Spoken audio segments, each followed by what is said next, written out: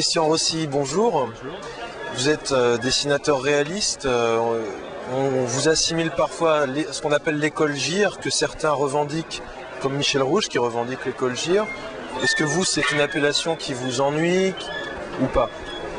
Non, pas vraiment. Moi, ce que je retiens de GIR, c'est pas le côté technique, par exemple pinceau ou une certaine forme de réalisme, mais plus son appétit à explorer des champs nouveaux, à utiliser des styles plus ou moins aboutis.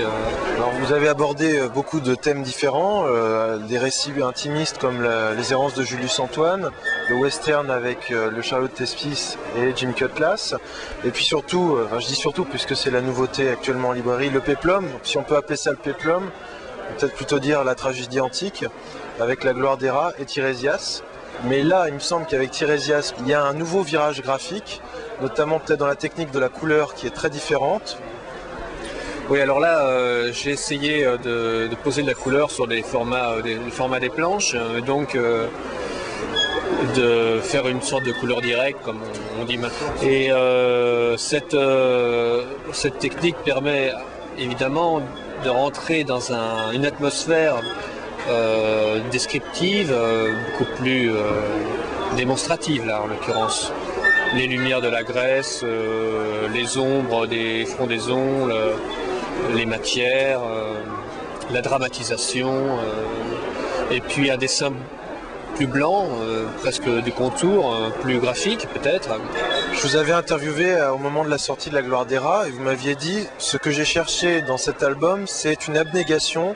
Retrouver par exemple l'abnégation d'Uderzo quand il servait les dessins de Goscinny. C'était effectivement le cas dans cet album. Est-ce que c'est toujours quand même une volonté que vous avez conservée de toujours vous dire, quand vous dessinez, que vous êtes au service de l'histoire avant toute chose? Bah oui, c'est quand même de la bande dessinée. Alors il y a plusieurs axiomes, on peut mettre le dessin en avant. Moi je viens plutôt d'une école qui est celle donc revendiquée, GIR, qui est le dessinateur au service de son histoire. Donc le dessinateur metteur en scène qui travaille par plan pour faire passer le sens et l'émotion qu'on a mis au point avec le scénariste pour servir évidemment la dramatisation au fil des pages et arriver à faire passer notre récit avec finalement le moins de contresens. Je fais confiance au découpage de Serge. En plus, on travaille très étroitement, donc n'importe comment. Je suis tellement partie prenante dans ce projet que je ne vais pas lutter contre, mais je vais essayer de servir. J'ai repéré des petits hommages aux peintures de vases grecs, notamment il y a une très longue case qui est quasiment en fait un dessin de vase. Est-ce que ça a été aussi une recherche comme ça de petits gimmicks graphiques pour placer le lecteur dans l'ambiance? Oui, il faut quand même. Ça, c'est comme dans le cinéma américain, on met la petite couleur pour le western, on va trouver une couleur sépia. Bon, évidemment, ce qui est bien avec les Grecs, c'est qu'ils ont laissé des traces à la fois graphiques et architecturales qui touchent le sublime. Donc, se priver de ça, pour un dessinateur comme moi, tellement classique, ce serait vraiment un contresens. Peut-être que ça peut contribuer à donner un peu plus de couleur grecque en l'occurrence pour cette histoire, quoi.